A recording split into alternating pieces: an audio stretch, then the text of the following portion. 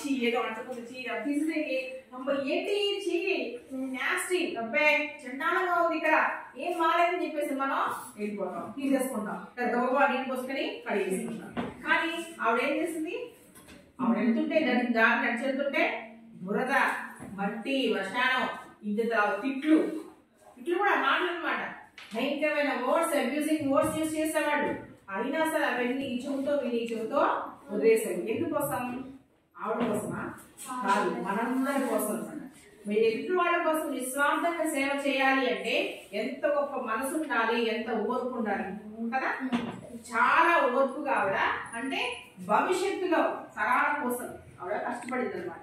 అప్పుడు కనుక ఆవిడ అలా చేయకపోయి ఉంటే అమ్మాయి పాపల కోసం వాళ్ళకి ఎస్పెషల్లీ గర్ల్స్ కోసం స్కూల్ స్టార్ట్ చేసి, మరి ఒక స్కూల్ కాదు మహారాష్ట్రలో స్టార్ట్ అయినటువంటి ఆ స్కూల్స్ అక్కడే ఉన్నాయా అన్ని, మన దేశం మొత్తం కూడా అందరూ కూడా చూసి వాళ్ళందరూ కూడాను గర్ల్స్ కి ప్రత్యేకంగా స్కూల్స్ పెట్టడం అనేది జరిగింది. అలాగే మరి ఫారినర్స్ వచ్చి మన ఇండియాలో గర్ల్స్ స్కూల్స్ పెట్టేవాళ్ళు, మిషనరీ స్కూల్స్ పెట్టేవాళ్ళు. అలాగా ఏంటి అలా అలా డెవలప్ అవుతూ వచ్చిందనమాట.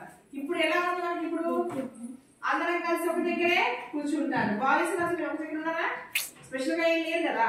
గర్ల్స్ స్కూల్స్ వేరే ఉంటాయి కానీ కోయిడ్ కూడా ఉంటుంది, కలిసి కూర్చోవచ్చు, కలిసి చదువుకోవచ్చు.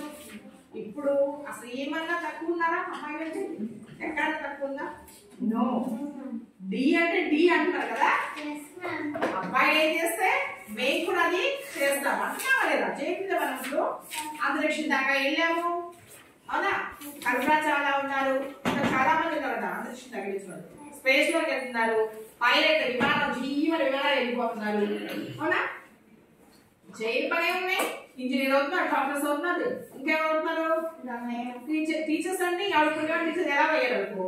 ఇంకా ఏ ప్రొఫెషన్ కూడాను స్త్రీలు అంటూ చేయలేని ఏం లేదు. 90 days వచ్చేసి ట్రైన్ డ్రైవర్ కూడా, మీకు తెలుసో లేదు, ట్రైన్స్ ఉన్నాయా? ట్రైన్ పైలట్స్ కూడా ఎవరు? Women. We are doing proudly we can say that కదా. మేము ఆడవాళ్ళం దేనికి తక్కువ కాదు, ఏమైనా చేసుకుంటాం, ఏమైనా చేస్తాం, మేము సాధిస్తాం అంతే, సాధించి చూపిస్తాం అంతే. వాట్ వీఆర్ అంతే, ప్రౌడ్ టు బి విమెన్. అందుకే ఆడవాళ్ళ ఉంటారు మనం కావాల్సిన అవసరం లేదు, అర్థమైందా? అలాగా స్త్రీల అభ్యున్నత కోసం, స్త్రీల యొక్క సాధికారత కోసం, వాళ్ళ యొక్క ఉన్నత కోసం, వాళ్ళ విద్య కోసం అమితంగా కష్టపడి మరి సావిత్రిబాయి పూలే గారు ఒక్కడే కాదు, ఆవిడ వెనక ఎవరున్నారు? జ్యోతిరావు పూలే, ఆమె హస్బెండ్ అన్నమాట. నిజంగా ఎంత గొప్ప మనిషి కదా.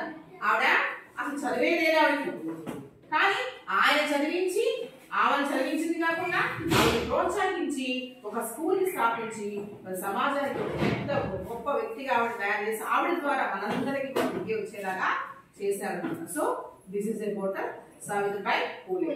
సో ఈ రోజు ఆవిడ మనం క్లాస్ కొట్టామా?